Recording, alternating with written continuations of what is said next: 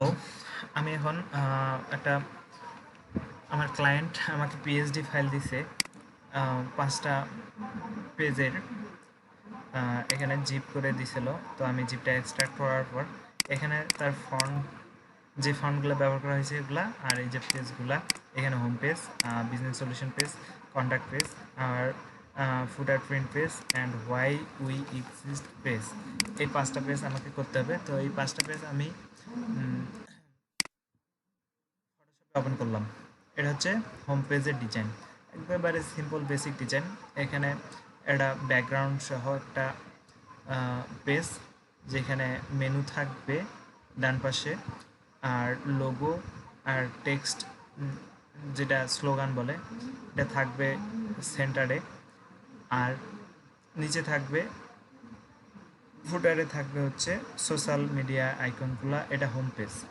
আর আর footer print পেজে কিছু text থাকবে, স্যাম লোগোটা এই পাশে থাকবে, ব্যাকগ্রাউন্ড হচ্ছে হোয়াইট গ্রে টাইপের, স্যাম হোম পেজের মতোই।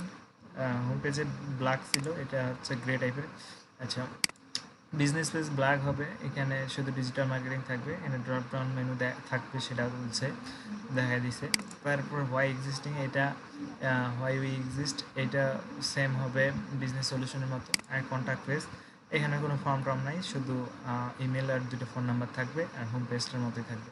তো এই কাজটা করতে আমাদের যেটা করতে হবে, প্রথমে ওয়ার্ডপ্রেস সেট আপ করবো। ওয়ার্ডপ্রেসে যে কোনো একটা থিম নিব, থিমে একটা ব্ল্যাঙ্ক পেজ তৈরি করব, টেমপ্লেট।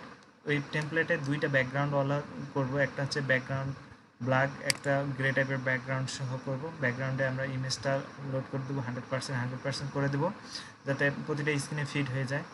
আর আমরা তার আগে যেটা করব, প্রথমে আমাদের কাজ হবে ইমেজগুলোকে এক্সট্র্যাক্ট করে নেওয়া। তো ইমেজগুলো আমি নেওয়ার জন্য আমি প্রথমে লোগোটা নিব, যে কোনো একটা পেজ, হোম পেজে আসলে হোম পেজের লোগো একটা আছে, আর এইখানে যে লোগোটা আছে এইটা লোগো হয়তো হইতে পারে, হয়তো একই লোগো হইতে পারে। তো প্রথমে আমি এই লোগোটাকে নেই। তো এই লোগোটা নেওয়ার জন্য আমি অটো সিলেক্ট আর হচ্ছে শো ট্রান্সফর্ম ক্লিক করলাম এখানে আমি সিলেক্ট করার জন্য। এখানে দেখতে পাচ্ছি এটা সিলেক্ট করলাম, এইটা।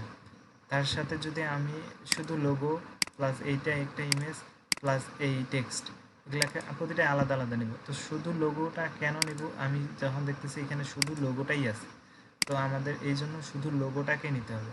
তো শুধু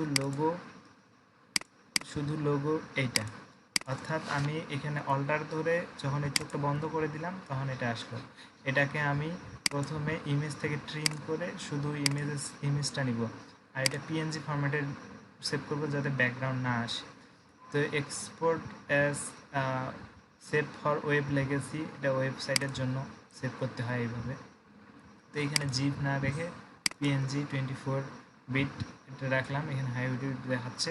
তো এখন সেভে ক্লিক করে আমি এখন এখানে ডকুমেন্টে, আচ্ছা ডকুমেন্টে না, আমি আসলে যেখানে রাখছি ক্লায়েন্টের ফাইলটা সেখানেই যাই। আচ্ছা, আমি ডাউনলোডে বিএনবিএসে রাখছি। তো এইখানে একটা নতুন ফোল্ডার তৈরি করলাম যে ইমেজেস নামে, করে এর ভিতরে আমি এটা লোগো, যেহেতু লোগো ডট পিএনজি অটো নিয়ে নেবে, পিএনজি নামে সেভ করলাম, দেখি আসছে কিনা। আমার ডেস্কটপের ভিতরে এইখানে ডাউনলোডের ভিতরে বিএনবিএস ইমেজের ভিতরে, তো এখানে লোগোটা আমি সুন্দরভাবে এক্সপোর্ট করতে পারলাম পিএইচডি থেকে। এরপরে আমি আবার পূর্বের অবস্থায় ফিরে আসার জন্য হিস্ট্রি থেকে পিএইচডিতে ক্লিক করলাম। পরে আমাদেরকে নিতে হবে এই যে সাদা প্লাস এই দাগটা সহ।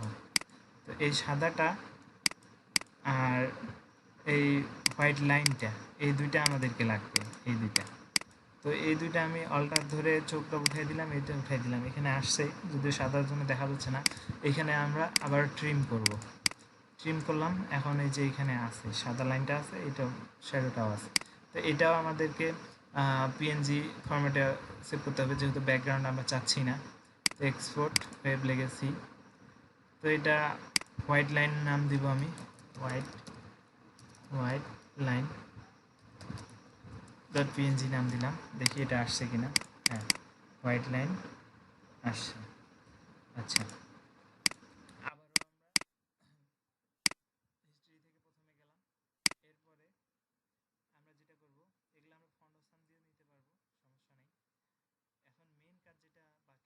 ব্যাকগ্রাউন্ডের ইমেজটা লাগবে। ব্যাকগ্রাউন্ডের ইমেজ আসলে এখানে কয়েকটা লেয়ার করে দেওয়া আছে। এটা একটা লেয়ার এই পাশেরটা, আর এইটা একটা লেয়ার এই পাশেরটা, আর ব্যাকগ্রাউন্ডে দেওয়া আছে ব্ল্যাক। তো আমরা যেটা করব, শুধু লেয়ার দুইটা নিয়ে আমরা ব্যাকগ্রাউন্ডে আলাদাভাবে কালার দিতে পারবো। তো আমি সেটাই করি, লেয়ার দুইটা শুধু রাখি, লেয়ার দুইটা রাখলাম, কালার সহ ব্যাকগ্রাউন্ড নেই, কোনো সমস্যা নেই। তো এটা যেই সাইজে আছে এই সাইজে রাখবো।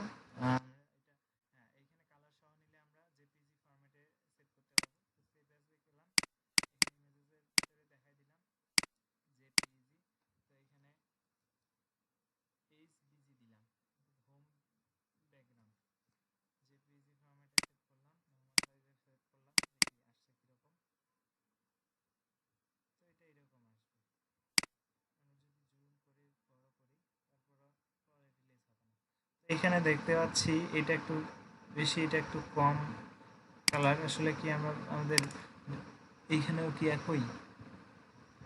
হ্যাঁ, এটা একটু বেশি আছে, এটা একটু কম আছে। যে হিসেবে যেই রকম আছে সেরকমই থাকুক, আমরা এটা চেঞ্জ করতেছি না। তো হিস্ট্রি থেকে দেখে আর কি নেওয়া যেতে পারে। তো এইখানে আর নেওয়ার মতো কিছু নেই, মেনুটা তো আমরা তৈরি করব। আচ্ছা, এরপরে ব্যাকগ্রাউন্ড এইখান থেকে এই ব্যাকগ্রাউন্ডটা নিতে হবে। তো এই ব্যাকগ্রাউন্ডটা এইটা একটা, আর এইটা একটা, এইটা আর এইটা, এই দুইটা, আর এইটা হচ্ছে নর্মাল ব্যাকগ্রাউন্ড। এইটা এইটা এইটা, এটা সহ আমরা এটা জেপিইজিতে সেভ করব। সেভ এস করলাম, এখানে জেপিইজি ফরম্যাটে সেভ করতেছি। এটা একটা হোম বিজি ছিল, একটা অ্যাবাউট বিজি দিলাম, বিজি এ বিজি দিলাম, অর্থাৎ অ্যাবাউট পেজের ব্যাকগ্রাউন্ড। তো এখানে দেখি এটা অ্যাবাউট পেজের জন্য ব্যাকগ্রাউন্ড নেওয়া হয়ে গেল, এটা হোম পেজের জন্য ব্যাকগ্রাউন্ড নেওয়া হয়ে গেছে, লোগো নিছি আর আমরা এই ইমেজটা নিছি। আচ্ছা, এরপরে আমরা এখানে দেখি আর কোনো ইমেজ নেওয়ার মতো আছে কিনা। না, এখানে আর কিছুই নেওয়ার মতো নাই।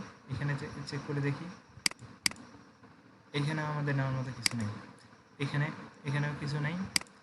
কন্ট্যাক্ট, এখানে আমরা ওই যেটা লাইন নিয়েছি আমরা হোম পেজ থেকে, ওই লাইনটা ইউজ করতে পারবো। তো এরপরে আমাদেরকে এই লাইনটা এটা আমরা সিএসএস দিয়ে করবো, আর এগুলো ফন্ট হাউস ব্যবহার করব। তো এই গেল আমাদের এক্সপোর্ট করার ইমেজ, পিএসডি থেকে ইমেজ এক্সপোর্ট করার টিউটোরিয়াল। তো এরপরে আমি দেখাচ্ছি কিভাবে আমরা ওয়ার্ডপ্রেস সেট আপ করবো, কীভাবে আমরা হচ্ছে ওয়ার্ডপ্রেসে একটা থিম সেট আপ করবো, এবং ফন্ডসাম আবার যেগুলো প্রয়োজনীয় জিনিসপত্র নিব। তো আজকে টিউটোরিয়াল এ পর্যন্তই, পরের টিউটোরিয়ালে বাকি সব দেখাচ্ছি।